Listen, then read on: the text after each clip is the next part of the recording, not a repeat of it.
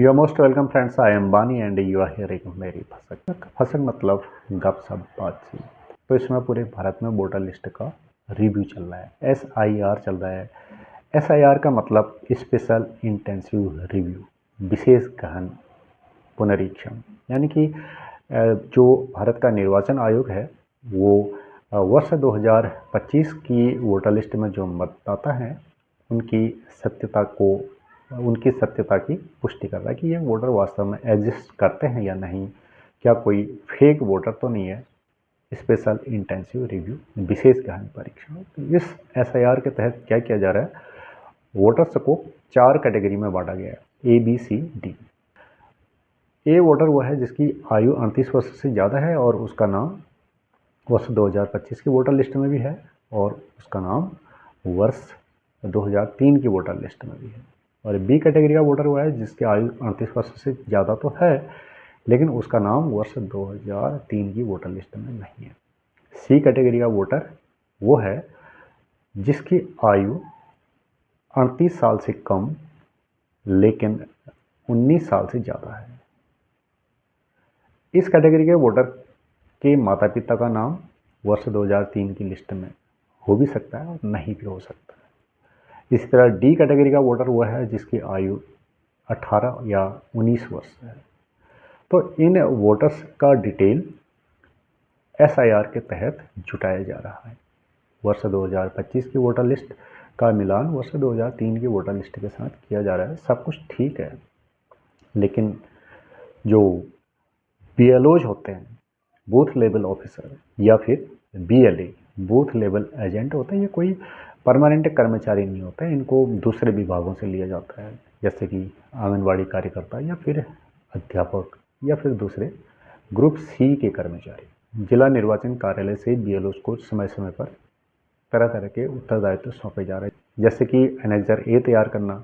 Annexure A में A category के voters का नाम लिखा जाना है और उसको फिर ऑनलाइन भी करना है। इसी तरह एनेक्जर E है, उसमें C और D कैटेगरी के वोटर्स की लिस्ट बनानी है और उसको ऑनलाइन किया जाना है। तो बगैर BLOज के SIR होना असंभव है। लेकिन जो BLOज होते हैं वो किन परिस्थितियों में काम कर रहे हैं, वे ऐसी स्थिति में काम कर रहे हैं वो अपनी रेगुलर ड्यूटी के साथ BLO का कार्य कर रहे हैं। यानी कि अगर कोई अध्यापक BLO है तो उसे 9:30 से 3:30 बजे तक स्कूल में रहना है और इसी अवधि में उसने BLO का काम करना है। तो जाहिर है बच्चों की पढ़ाई डिस्टर्ब होगी, लेकिन इससे कोई फ़र्क नहीं पड़ता है।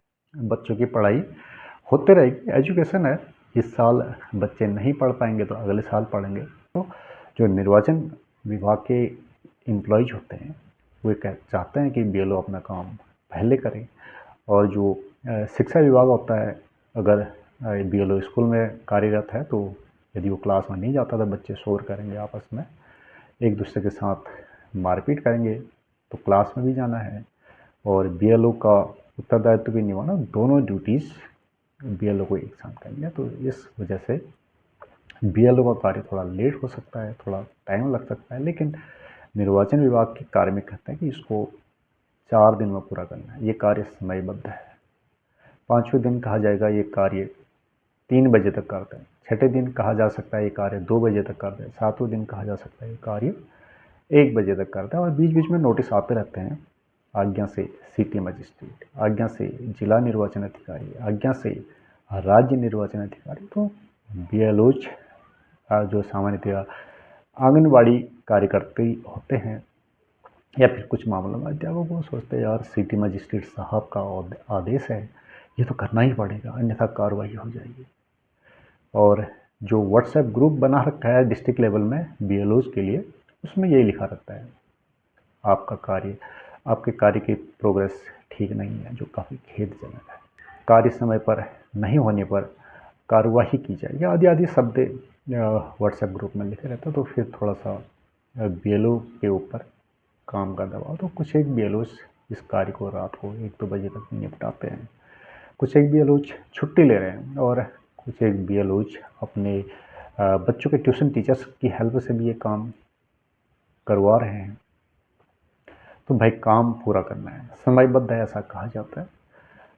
और यदि BLO स्कूल टीचर है, बोर्ड एग्जाम्स हैं, क्लास 10th का बोर्ड एग्ज़ाम है, तो बच्चों की पढ़ाई थोड़ा डिस्टर्ब हो रही है, थोड़ा नहीं काफ़ी हो रही है, क्योंकि बीएलओज जो हैं स्कूल टाइम में भी पढ़ाई के दौरान भी बीएलओ का कार्य पूरा कर रहा है, क्योंकि उसमें लिखा रहता है व्हाट्सएप में, अगर आप ये काम समय से नहीं करेंगे तो आपके खिलाफ कार्रवाई की जाएगी, और या आप काम समय से पूर्ण नहीं कर रहे, जो खेदजनक है, ऐसी ऐसी भाषा लिखी रहती है, और वहाँ पर लिखा रहता है आज्ञा से सिटी मजिस्ट्रेट, आज्ञा से जिला निर्वाचन अधिकारी, आज्ञा से ये, आज्ञा से वो। तो जो बीएलओज होते हैं वो दबाव में आ जाते हैं और बीएलओ का कार्य पहले पूरा करना चाहते हैं।